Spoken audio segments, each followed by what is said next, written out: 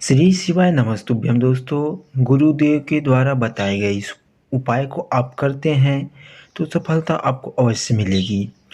तो आइए जानते हैं क्या कह रहे हैं पूज्य गुरुदेव जी।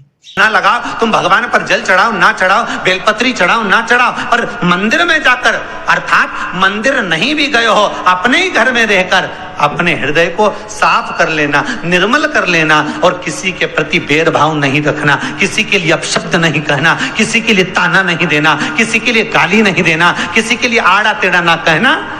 ये पूजन से बढ़कर भी पूजन है साहब। आपके घर में जो दीपक होता है, दिया जो आप प्रज्वलित करते हो, तेल का दिया अगर आपको लगाना रहता है तो वो दिया अलग ही रखें। घृत का दिया अगर आपको लगाना है तो वो अलग ही रखें। घृत के दिए में तेल का दीप नहीं लगाना चाहिए और तेल के दीप में घृत का दीप नहीं लगाना चाहिए। कई लोग कहते हैं, कई लोगों का एक प्रसंग रहता है, महाराज जी गुरुदेव हमारा इतना सा कहना है कि हम मंदिर जाते हैं, रोज दिया लगाने जाते हैं, हम भगवान को रोज दिया लगाते हैं, पर एक बात समझ में नहीं आती, हमारे सालों निकल गए दिया लगाते लगाते, उसके बाद भी मैं दुखी क्यों, भगवान ने मेरे क्यों नहीं सुनी।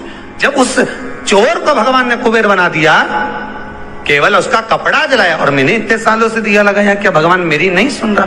कारण हो सकता है तुम डब्बी तो घी की लेकर गई हो, बत्ती भी घी की लेकर गई हो, पर मंदिर में जो दिया पड़ा था जिसमें तुम बत्ती जला कर आई हो सकता है वो तेल की हो सकती है। कहीं ना कहीं हमारी गलती हो रही है, भगवान की तरफ से कोई गलती नहीं। भगवान तो हाला हजूर बैठा है तुम्हारा भंडार भरने के लिए, पर गलती हम करते कि हम दिया नहीं ले जाते। हम तो मंदिर की दिया उठाया, अब घी का था कि तेल का था, अपन ने तो बत्ती लगा दी।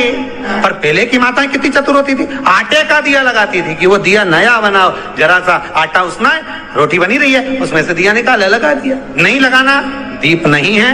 अगर आपको लगता है कि ये तेल का घी का दिया अलग होना चाहिए, इसलिए पहले मंदिरों के अंदर घृत दिया लिखा जाता था, घी का दिया, घी का दिया। आप कभी महेश्वर जाइए, महेश्वर में नर्मदा जी के घाट पर शिव मंदिर में जो दिए जलते हैं वहां लिखा रहता है ये घृत का दिया, तेल का दिया, वहां लिखा है, और दिए ही जलते हैं वहां 108।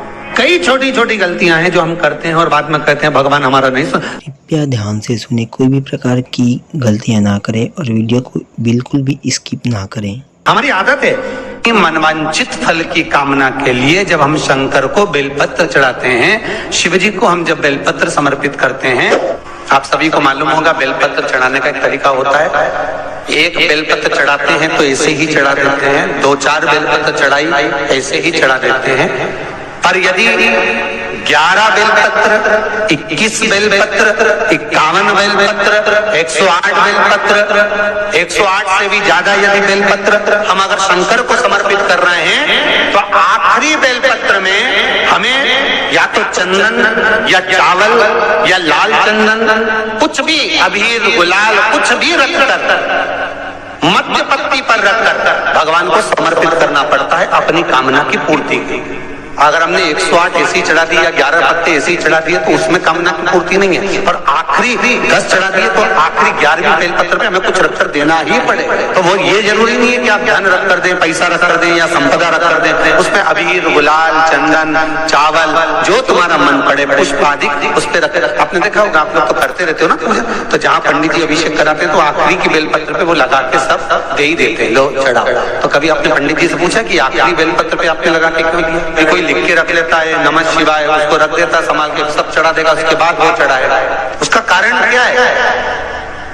रावण संहिता कहती है कि लंकाधिपति लंकेश जब भी बेलपत्र समर्पित करता था, आखिरी बेलपत्र जब समर्पित करता था तो शंकर को कुछ देकर ही समर्पित करता। शिवलिंग पर बेलपत्र चढ़ाना, जल चढ़ाना, इसका भी एक नियम होता है।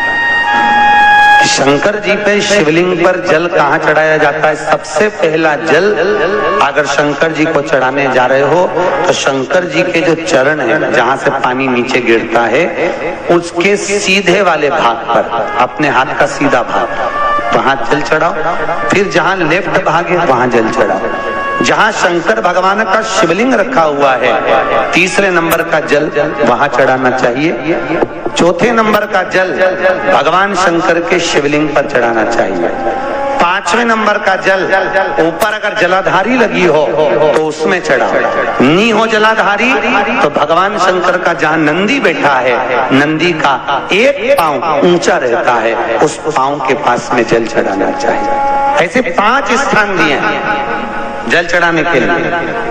शिव जी का स्नान कितनी चीजों से होता है? 5 चीजों से। पंचामृत, दूध, बोलते जाओ, दही, फिर घी, शहद, फिर शक्कर। ये 5 चीजों का प्रमाण क्या है? शास्त्र कहता है दूध चढ़ाने से घर में संतान की वृद्धि होती है। दही चढ़ाने से भगवान शिव के, अगर शिवलिंग पर हम दही चढ़ाते हैं, उससे परिवार में प्रेम बढ़ता है।